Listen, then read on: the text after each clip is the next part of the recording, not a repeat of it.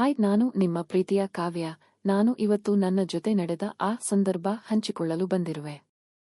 ಅದೇನು ಅಂದರೆ, ನಾನು ಮತ್ತು ನನ್ನ ಮನೆಯ ಮುಂದಿನ ಹುಡುಗ ಇಬ್ಬರು ಮಾಡಿದ ಚೆಲ್ಲಾಟ. ನೀವು ನನ್ನ ಚಾನೆಲ್ ಮೊದಲ ಬಾರಿ ನೋಡುತ್ತಾ ಇದ್ದರೆ ಈಗಲೇ ಲೈಕ್ ಹಾಗೂ ಸಬ್ಸ್ಕ್ರೈಬ್ ಮಾಡಿ. ನನ್ನ ವಯಸ್ಸು 32 ಆದರೂ ಒಳ್ಳೆ ಉಬ್ಬರವಿಳಿತ ಇರುವ ದೇಹ ನನ್ನದು, ಹಾಲಿನ ಬಣ್ಣ, ತುಂಬಾ ಹೊಳೆಯುವ ಮುಖ, ಚೆನ್ನಾಗಿರುವ ಮೈಮಾಟ ಎಲ್ಲ ಚೆನ್ನಾಗಿದೆ. ಆದರೆ ನನಗೆ ಹಣಕಾಸು ಬಂಗಾರದ ಯಾವುದೇ ರೀತಿಯ ತೊಂದರೆ ಇಲ್ಲ.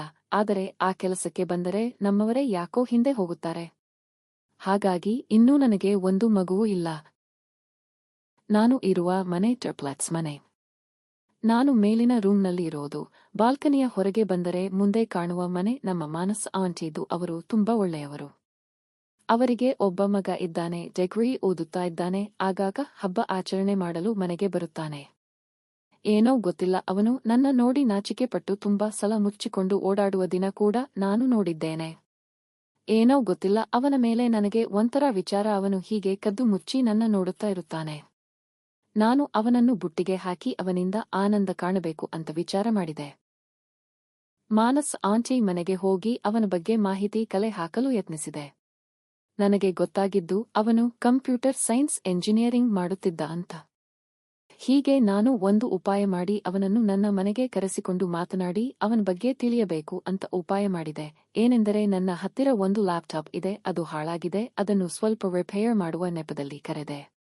ಅವನು ಬಂದ ನಾನು ಕುಳಿತುಕೋ, ಜ್ಯೂಸ್ ತರ್ತೀನಿ ಅಂತ ಒಳಗೆ ಹೋಗಿ ಜ್ಯೂಸ್ ಕೊಟ್ಟು ಕಾಲೇಜಿನ ಹಾಗೂ ಅವನ ಬಳಿ ಹುಡುಗಿ ಇರುವ ವಿಷಯ ಕಲೆ ಹಾಕಿದೆ. ಅವನಿಗೆ ಯಾವುದೇ ಗರ್ಲ್ ಫ್ರೆಂಡ್ ಇಲ್ಲ ಅಂತ ನನಗೆ ಗೊತ್ತಾಯಿತು. ಅಲ್ಲಿಗೆ ಇವನಿಗೆ ನನ್ನ ಅಡುಗೆ ಮನೆಯ ರುಚಿ ತೋರಿಸಬೇಕು ಅಂತ ನಿರ್ಧಾರ ಮಾಡಿದೆ.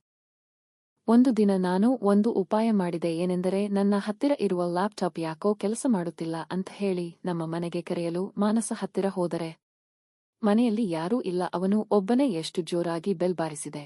ಆದರೆ ಏನೂ ಪ್ರತಿಕ್ರಿಯೆ ಬರಲಿಲ್ಲ. ಆದ ಕಾರಣ ನಾನು ಹಿಂದಿನ ಬಾಗಿಲ ಬಳಿ ಹೋದೆ. ಅದು ತೆರೆದಿತ್ತು. ನಾನು ಮೆಲ್ಲಗೆ ಮನೆಯ ಒಳಗೆ ಹೋಗಿ ನೋಡಿದರೆ ಯಾರೂ ಕಾಣಲಿಲ್ಲ. ಹಾಲ್ನಲ್ಲಿ ಕೂಡ ಯಾರೂ ಇರಲಿಲ್ಲ. ಅಡುಗೆ ಮನೆ ಕೂಡ ಖಾಲಿ. ನಾನು ಬೆಡ್ರೂಮ್ನಲ್ಲಿ ಯಾರಾದರೂ ಇರಬಹುದು ಅಂತ ಹೋಗಿ ನೋಡಿದೆ. ಬೆಡ್ರೂಮ್ ಬಾಗಿಲು ತೆರೆದಿತ್ತು. ಮೆಲ್ಲಗೆ ಒಳಗೆ ಕಾಲು ಹಾಕಿದೆ. ಬೆಡ್ ಮೇಲೆ ಯಾರೋ ಒಬ್ಬರು ಹೊದಿಕೆ ಹೊತ್ತು ಯಾರೋ ಮಲಗಿದ್ದ ನನಗೆ ಗೊತ್ತಿತ್ತು. ಅದು ಆ ಹುಡುಗ ರಾಹುಲ್ ಅಂತ ನನಗೆ ಅನ್ನಿಸಿತು. ಹೇಗೆಂದರೆ, ಆ ರೂಮಲ್ಲಿ ಅವನ ಫೋಟೋ ಹಾಗೂ ಬಟ್ಟೆ ಎಲ್ಲ ನೋಡಿ ನನಗೆ ಗೊತ್ತಾಯಿತು. ಬೆಡ್ನ ಬಳಿ ಹೋದೆ. ಅಲ್ಲಿ ಸ್ವಲ್ಪ ಯಾರೋ ಎಸ್ ಬೇಬಿ ಅನ್ನೋ ಕಿರುಚಿದ ಶಬ್ದ. ನನಗೆ ಇವನು ಆ ವಿಡಿಯೋ ನೋಡುತ್ತಿದ್ದಾನೆ ಅಂತ ಗೊತ್ತಾಯಿತು. ಆಗ ನಾನು ನನ್ನ ಮೊಬೈಲ್ ತೆರೆದು ವಿಡಿಯೋ ಮಾಡಲು ಪ್ರಾರಂಭ ಮಾಡಿದೆ. ಹಾಗೂ ಅವನ ಹೊದಿಕೆಯನ್ನು ರಪ್ ಅಂತ ತಟ್ಟನೆ ತೆಗೆದು ನೋಡಿದರೆ ಅವನು ಒಂದು ಕೈಯಲ್ಲಿ ಸಾಮಾನು ಹಿಡಿದು ಇನ್ನೊಂದು ಕೈಯಲ್ಲಿ ಮೊಬೈಲ್ ಹಿಡಿದು ಸವಾರಿ ಮಾಡುವುದನ್ನು ನಾನು ಸೆರೆ ಹಿಡಿದೆ. ಅಯ್ಯೋ ಆಂಟಿ, ನೀವೇನು ಇಲ್ಲಿ? ಅಯ್ಯೋ ಬಿಡಿ ಆಂಟಿ ಅಂತ ನನ್ನ ಕಾಲಿಗೆ ಬೀಳಲು ಬಂದ. ನಾನು ಹಿಂದೆ ಸಾಗಿದೆ. ಹಾಗೇ ಅವನು ನನ್ನ ಕಾಲು ಹಿಡಿಯಲು ಬಿಟ್ಟು ಹೊರಗೆ ಬಂದ. ಈ ದೃಶ್ಯ ನನ್ನ ಮೊಬೈಲ್ನಲ್ಲಿ ಸೆರೆ ಹಿಡಿದೆ. ಮುಂದೆ ಅವನನ್ನು ನನ್ನ ಮನೆಗೆ ದಿನಾಲು ಬರುವಂತೆ ಮಾಡಿ ಆಟ ಆಡಿ ಒಂದು ಮಗು ಮಾಡಿಕೊಂಡಿದ್ದು ಹೇಗೆ ಅಂತ ತಿಳಿದುಕೊಳ್ಳಲು ಈ ವಿಡಿಯೋಗೆ ಲೈಕ್ ಮಾಡಿ, ಸಬ್ಸ್ಕ್ರೈಬ್ ಮಾಡಿ. ಮುಂದಿನ ವಿಡಿಯೋ ನೋಡಿ. ಧನ್ಯವಾದಗಳು. ನಿಮ್ಮ ಪ್ರೀತಿಯ ಕಾವ್ಯ.